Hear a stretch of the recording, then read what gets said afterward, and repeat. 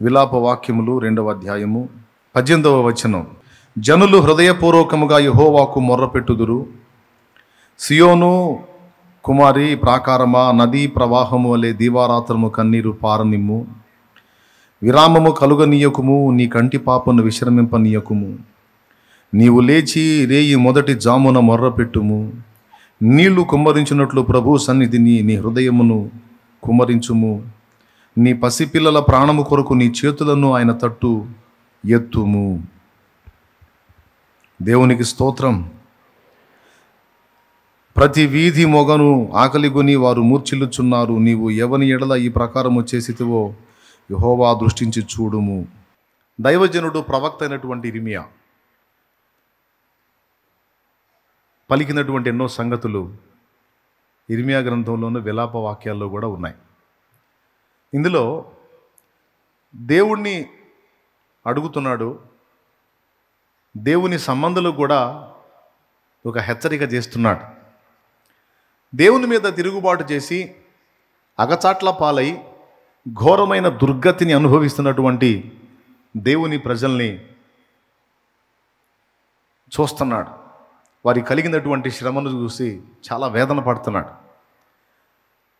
వారి విషయంలో దేవుడు కనపరుస్తున్న కోపాన్ని బట్టి చాలా వేదన పడుతున్నాడు. మరి ఎట్లా దేవుడు కోపం నుండి మళ్ళుకొని తన ప్రజల్ని తిరిగి ఆశీర్వదించి వారిని నిమ్మళ్ళపరిచేటువంటి పరిస్థితి ఎప్పుడు వస్తుంది? దేవుడు ఎందుకు ఇంత రౌద్రాన్ని చూపాడు అంటే వాళ్ళ చర్యలు బాగలేవు. దేవుని కోపానికి వాళ్ళు గురయ్యారు.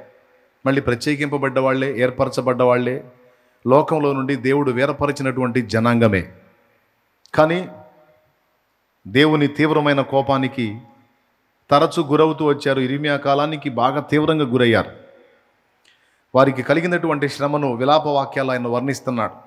ఎంత ఘోరమైన దుర్గతి అంటే నిజంగా దేవునికి సంతోషం కలిగితే ఆకాశాన్ని ఎత్తుతాడు, ఆకాశం అంత ఎత్తుతాడు. కోపం వస్తే అధపాతాళానికి తొక్కుతాడు అన్నది నిజంగా ఎంత నిజం అనిపిస్తుంది.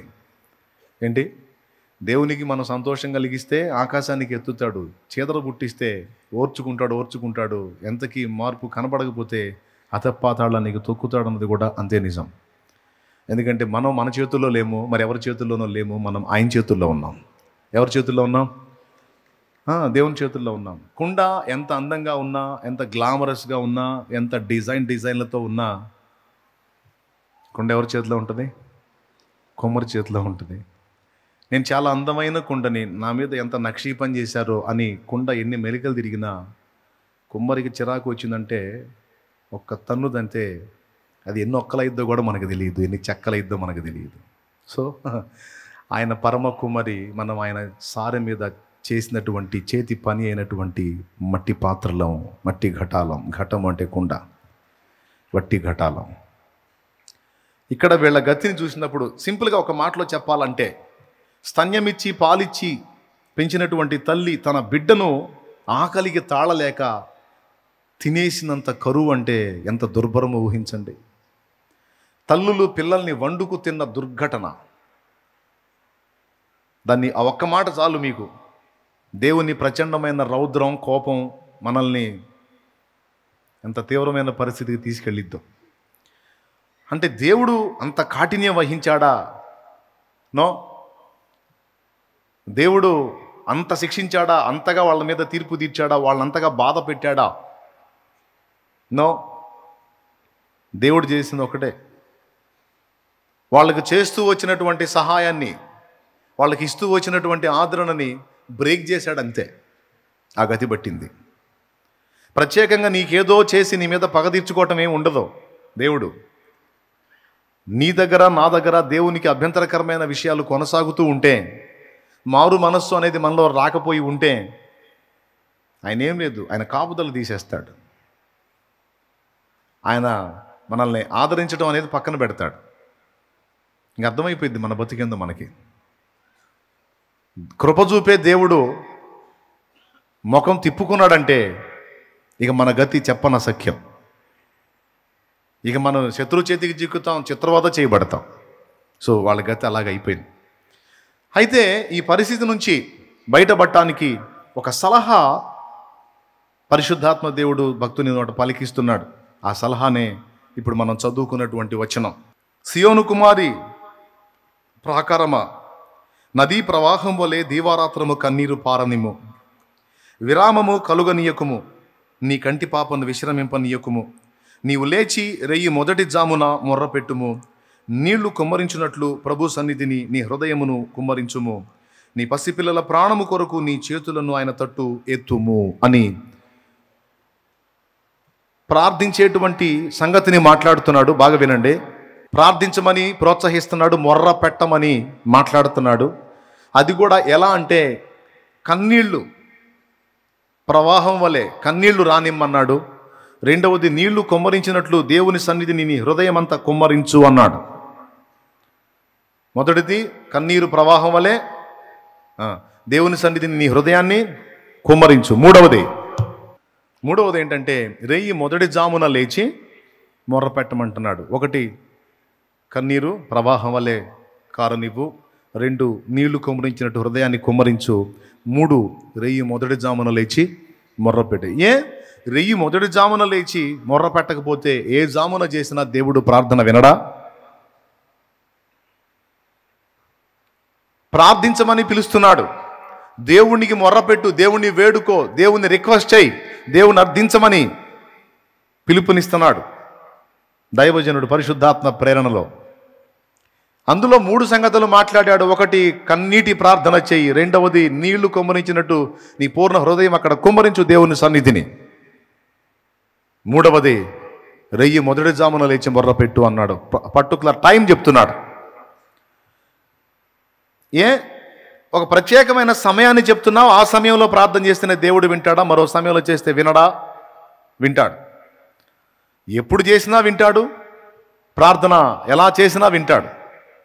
ఎందుకంటే మనం ప్రార్థించాలని ఆయన కోరుతున్నాడు, మనం ఆయనతో మాట్లాడాలి, మనం ఆయనతో వ్యవహరించాలని ఆయన ఇష్టపడుతున్నాడు. కాబట్టి ఇబ్బంది లేదు. అయితే ఏ ప్రార్థనైనా దేవుడు వింటాడు, కానీ 2 ప్రార్థనలకు ప్రత్యేకమైన విలువనిస్తాడు. 2 ప్రార్థనలకు ప్రత్యేకమైన విలువనిస్తాడు. ఏమిటి ఆ 2 ప్రార్థనలు అంటే, ఒకటి, జాగారముతో మనం చేసేటువంటి ప్రార్థన. దినమంతా వెట్టి చాకిరి చేసినటువంటి మనిషికి, పగలు పనిచేసిన మనిషికి సాయంత్రానికి నిద్ర అవసరం, శరీరానికి విశ్రాంతి అవసరం. ఆయన ఏర్పాటు చేశాడు. 24 గంటలు సూర్యుడు ఉండేవాడే. 24 గంటలు మనం పనిచేస్తామని తెలుసు, అలా చేసి పెందలాడిపోతామని తెలుసు. అందుకే సగం పగలు సగం రాత్రి. దేవునికి స్తోత్రం. ఎందుకంటే మట్టి దేహాలు కదా. మహిమ శరీరం వచ్చినప్పుడు ఇక రాత్రితో పని లేదు, ఇక ఎప్పుడు పగలున్నా ఇబ్బంది లేదు. ఎందుకంటే గ్లోరియస్ బాడీస్ కాబట్టి ప్రాబ్లం ఉండదు, మహిమ శరీరాలు కాబట్టి. ఇప్పుడు మట్టి దేహాలు కాబట్టి కొన్ని గంటలు వర్క్ చేసినాయి అంటే కొన్ని గంటలు రెస్ట్లోకి వెళ్ళాలి. సో శరీరం విశ్రాంతి పొంది మళ్ళా రేపటికి పని చేయడానికి రెడీ కావాలి అంటే ఈరోజు విశ్రాంతి పొందాలి. అవునా కాదా? రైట్. ఒకవేళ ఈరోజు కూడా మనం విశ్రాంతి తీసుకోకుండా మేల్కొనే ఉంటే రేపటికి బడలికకు గురవుతాం, బలహీనతకు గురవుతాం, శక్తి సరిపోదు. అయినా సరే ఒక వ్యక్తి నిద్ర మానుకొని, నిద్ర మేల్కొని, నాకు ఇప్పుడు నిద్ర కాదు, నా శరీరానికి విశ్రాంతి కాదు, నా హృదయానికి ఆవేదన ఉంది, నాకు ఇప్పుడు నిద్ర రాదు, నిద్ర పట్టదు, నా పరిస్థితి బాగలేదు, కాబట్టి ఇప్పుడు నాకు నిద్ర అవసరత కాదు, లేకపోతే మరింకేదో కాదు, నాకు ఇప్పుడు దేవుడు అవసరం. రెండవది, ఉపవాసించి ప్రార్థించటం. ఆహారం మానుకొని మనం దేవుని పాదాల చెంత తిండి మానుకొని మనం దేవునికి మొర్ర పెట్టడం త్యాగంతో కూడిన పని. నిద్ర మానుకొని దేవుని సన్నిధిని కనిపెట్టడం త్యాగంతో కూడిన పని. మరి మనం శరీరం జీవించాలి అంటే, ఏ రోజుకు ఆ రోజు శక్తి పొంది పని చేయాలి అంటే రోజుకు కనీసం 3 మారు ఆహారం అవసరం. ఆ ఆహారం తిని దానివల్ల వచ్చేటువంటి శక్తితో మనం పని చేస్తాం. ఒకవేళ ఆహారం తినకపోతే శక్తి ఉండదు, నీరసించిపోతాం. అయినా సరే నేను బ్రతకాలి, మనుగడ సాగించాలంటే నాకు తిండి అవసరం. కానీ ఇప్పుడు తిండి మీద కూడా నాకు ఆసక్తి లేదు, నాకు నిద్ర మీద ఆసక్తి లేదు, తిండి మీద ఆసక్తి లేదు. వాటి అవసరత నా శరీరం జీవించడానికి ఉంది, కానీ ప్రస్తుతానికి నేను వాటి గురించి ఆలోచించే పరిస్థితుల్లో లేను. ఎందుకంటే నా కండిషన్ అలా ఉంది, నాకున్న ఒత్తిడి అలా ఉంది, నాకున్న ఆవేదన అలా ఉంది కనుక నాకు ఇప్పుడు ఇవేవి కాదు, నాకు దేవుడు అవసరం అని మనం చెప్పకనే చెప్తున్నాం. ప్రార్థన అనే మాటకి ఎంతోమంది ఎన్నో రకాల నిర్వచనాలు చెప్పారు. ప్రార్థన అనే మాటకి ఎంతోమంది ఎన్నో రకాల నిర్వచనాలు చెప్పారు. నేను కూడా చాలా విషయాలు చెప్పాను. కానీ ప్రార్థనకి ఒక ప్రత్యేకమైన నిర్వచనం మీకు అందరికీ తెలిసినా మళ్ళీ ఒకసారి స్పష్టంగా అందిస్తాను. మనం దేవుని మీద ఆధారపడుతున్నాం అన్న మాటని ప్రాక్టికల్గా చూపించటమే ప్రార్థన. అభ్యాసముతో వ్యక్తపరచడమే ప్రార్థన. ప్రార్థన చేసేవాడు, ప్రార్థన చేసే తల్లి, ప్రార్థన చేసే తమ్ముడు, అన్న, అక్క ఎవరైనా కావచ్చు, వాళ్ళు తాము ప్రాక్టికల్గా అభ్యాసపూర్వకంగా ఒక సాక్ష్యాన్ని ఇస్తున్నారు. ఏంటంటే, నేను నా ప్రతి సంగతికి నా మీదనో సాటి మనుషుల మీదనో నేను ఆధారపడట్లేదు, నా సృష్టికర్త అయిన దేవుని మీద నేను ఆధారపడుతున్నాను. ఆధారపడడాన్ని మనం సాధన చేసేటువంటి ప్రక్రియ ప్రార్థన. సహజంగా మానవుడు కోరుకున్నది ఏంటో తెలుసా? ప్రారంభంలో దేవుడు కోరుకున్నది ఏంటో, మానవుడు కోరుకున్నది ఏంటో చెప్తా. దేవుడు ఏం కోరుకున్నాడంటే, మనుషుల్ని చేశాడు, వాళ్ళకి స్వేచ్ఛనిచ్చాడు, వాళ్ళు స్వతంత్రంగా బ్రతకొచ్చు, లేదా వాళ్ళకి దేవుడిచ్చిన స్వాతంత్ర్యాన్ని తెచ్చి దేవుని చేతికి అప్పచెప్పి దేవుని అదుపాజ్ఞల్లో బ్రతకొచ్చు. దేవుడా ఏం ఆశించాడంటే, నేను వాళ్ళకి స్వేచ్ఛనిస్తాను, వాళ్ళు నన్ను కోరుకుంటారు, నా నడిపింపులో నా మీద ఆధారపడి బ్రతుకుటలో వాళ్ళకి క్షేమం ఉంది, వాళ్ళకి నేను స్వేచ్ఛనిస్తాను, వాళ్ళు నా మీద ఆధారపడి బ్రతికితే బాగుండు అని ఆశించాడు. అంటే మొదట సృష్టించబడిన మనుషులు తన మీద ఆధారపడాలని దేవుడు ఆశించాడు. కానీ మనిషి ఏం ఆశించాడో తెలుసా? నేను ఒకరి మీద ఆధారపడకూడదు, నాకంటూ ఓన్గా అన్నీ కావాలి అనుకున్నాడు. అది బ్లండర్, మిస్టేక్, అతిపెద్ద ప్రమాదకరమైన పొరపాటు. దేవుడేం ఆశించాడు? మనిషి తన మీద ఆధారపడాలని దేవుడు కోరుకున్నాడు. కానీ మానవుడు ఏం ఆశించాడు? తనకంటూ సొంతంగా ఉండాలి అని కోరుకున్నాడు. ఈరోజు కూడా తల్లిదండ్రులు పిల్లలకి చెప్తున్నప్పుడు సహజంగా పిల్లలు తల్లిదండ్రుల మాట వినాలి, వింటారు, వింటే బాగుపడతారు, వింటే బాగుండని తల్లిదండ్రులు కోరుకుంటారు. తల్లిదండ్రులు చెప్తారు కూడా, ఒరే బాబు నీకు కీడు కోరతానా మేలు కోరతానా? మేలే కోరతానా తెలిసినప్పుడు మరి నా మాట వినవేమిరా? నా మాట వినవేమమ్మా, మీరు నా మాట వినండి, లేదా మీరు మా మాట వినండి, అది మీకు క్షేమం అని తల్లిదండ్రులు చెప్తారు. కానీ పిల్లలు చాలామంది ఒక డైలాగ్ వాడతారు. ఏంటో తెలుసా? పద్దాకల ప్రతిదానికి మీరు మీరు మీరని మేము మీ మీద డిపెండ్ అయితే ఇక ఎట్లా ఉంది ఇది? ఎట్లా ఉంటుంది ఇది? ఇక మాకంటూ సొంత ఇష్టాలు, ఆశలు, ఆలోచనలు, కోరికలు ఏమి ఉండవా? ప్రతిదానికి మీకు చెప్పాలి, మీరు చెప్పినట్టు చేయాలి, మీరు చెప్పినట్టు వినాలి. ఏంటి ఇది? ఇది ఒక నియంతృత్వం లాగా ఉంది, కానీ ఇది ఏమన్నా ఉందా? మాకంటూ సొంత ఆశలు, అభిలాషలు, మాకంటూ ఇష్టాలు ఉండవా అని తల్లిదండ్రులకు రిటర్న్ కౌన్సిలింగ్ చేస్తూ ఉంటారు పిల్లలు. కానీ వాళ్ళని స్వేచ్ఛకు వదిలేస్తే వాళ్ళు ఏ గతి పడతారో తల్లిదండ్రులకు తెలుసు. ఎందుకంటే వాళ్ళు అనుభవ జ్ఞానం పొందినోళ్ళు, పెద్దోళ్ళు. ఏం జ్ఞానం? అనుభవ జ్ఞానం పొందినోళ్ళు. అంటే ఎలాంటి సిచ్యువేషన్లు, ఎలాంటి పరిస్థితుల్లో ఎలాంటి ఇబ్బందులు ఎదురవుతాయో, జీవితంలో ఏ ఘట్టంలో ఎలాంటి పరిస్థితులు ఫేస్ చేయాల్సి వచ్చిందో వాళ్ళు ఆల్రెడీ అనుభవించి ఉంటారు. అందుకే ముందుగా వాళ్ళు మాట్లాడుతూ ఉంటారు. అది పిల్లలకి ఇబ్బందికరంగా ఉంటుంది, సుత్తిలాగా, సోదిలాగా ఉంటుంది, నసలాగా ఉంటుంది. అబ్బా మొదలుపెట్టింది అనుకుంటా. కానీ ఎంత ఇబ్బంది పడుతున్నా సరే తల్లిదండ్రి మాత్రం ఒకటే ఆశిస్తారు, పిల్లలు తమ మాట వినాలి, తమ మీద డిపెండ్ అవ్వాలి, తమ ఐడియాలజీని అనుసరించి వారు బ్రతికితే వాళ్ళకి క్షేమం అని వీళ్ళు అనుకుంటారు. కానీ పిల్లలు ఏమనుకుంటారు? తమకంటూ ఒక సొంత ప్రపంచాన్ని నిర్మించుకుంటారు.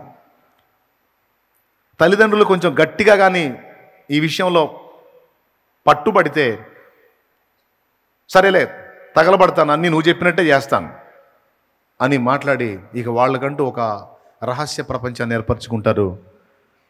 తర్వాత వాళ్ళు దెబ్బతింటాం అనేది మనం చాలామంది జీవితాల్లో చూసాం.